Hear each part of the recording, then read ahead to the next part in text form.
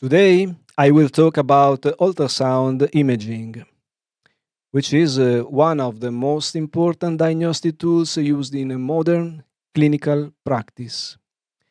It allows clinicians to visualize internal anatomical structures in real time, in a safe, non-invasive way, and without using ionizing radiation. Because of its safety and versatility, ultrasound is widely used in many clinical fields, including cardiology, emergency medicine, intensive care, and internal medicine. To properly use an ultrasound system is essential to understand its fundamental physical and technical principle. Ultrasound consists of mechanical waves with frequencies higher than the upper limit of human hearing. In medical imaging, ultrasound systems typically operate at frequencies between 2 and 10 megahertz.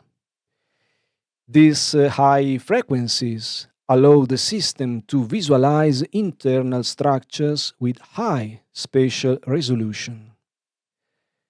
Ultrasound waves are generated by the probe, also called the transducer. Inside the probe, there are piezoelectric elements, which have the property of converting electrical energy into mechanical vibration. When an electrical pulse is applied, the piezoelectric elements vibrate and generate an ultrasonic wave. The wave propagates into the patient tissues, and the same elements also work in reverse. So, when the ultrasound wave encounters tissue interfaces, part of the energy is reflected back toward the probe. And when this reflected waves reaches the probe, it causes mechanical vibration in the piezoelectric elements. These vibrations are converting then into electrical signals. And in this way, the probe acts both as a transmitter and as a receiver. This process is called the pulse echo principle, and it's the fundamental principle of ultrasound imaging. The ultrasound wave propagates through the body at an approximately constant speed.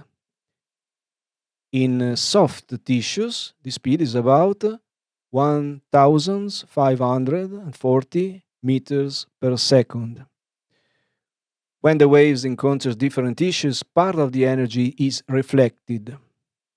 And so these reflected signals are called echoes. The ultrasound system measures the time between the emission of the pulse and the reception of the echo. And since the speed of sound in tissue is known, the system can calculate the depth of the reflecting structures. The relationship between distance and time is based on a simple physical principle.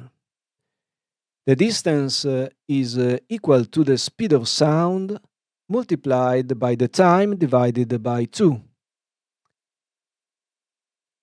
The division by 2 is necessary because the ultrasound wave travels to the structures and then back to the probe. By repeating this process thousands of times per second, the system can reconstruct a real-time image of internal anatomy. Modern ultrasound probes contain multiple piezoelectric elements arranged in arrays, and these are called array transducers. Two common types are linear array and phased array transducers. In a linear array transducer, the elements are activated sequentially, and this generates parallel ultrasound beams. This configuration then produces a rectangular image and is commonly used for superficial imaging. In a phased array transducer, the elements are activated with very precise time delays. So, this allows the system to electronically steer the ultrasound beam, and this means the beam can be directed at the different angles without moving the probe. This technique allows the visualization of a wide sector of tissue. Another important capability is beam focusing. By controlling the timing of the excitation signals, the system can focus the ultrasound energy at a specific depth.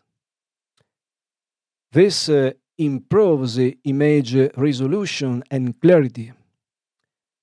After the echoes are received by the probe, the electrical signals generated are very weak. They are very weak. So these signals must be amplified. The system then uses amplifiers and signal processing circuits to strengthen and process these signals. An important aspect of ultrasound imaging is signal attenuation. As ultrasound waves travel deeper into the body, their energy decreases. This happens due to absorption and scattering. As a result, echoes from deeper structures are weaker than echoes from superficial structures. And to compensate for this effect, ultrasound systems use time gain compensation, also called TGC, which allows the operator to increase the amplification of signals coming from deeper regions. And this ensures that structures at a different depth can be visualized with uniform brightness.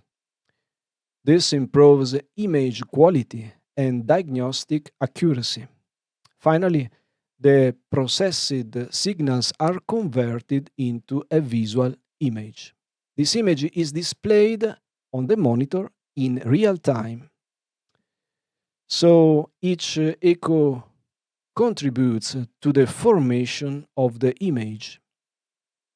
This allows clinicians to observe anatomical structures and physiological processes. In conclusion, ultrasound imaging is based on the transmission and the reception of high frequencies mechanical waves. The probe converts electrical signals into ultrasound waves and then converts returning echoes into electrical signals. And these signals are processed and transformed into a real-time images. Understanding this principle is essential for the correct use of ultrasound systems and for optimizing image quality in clinical practice.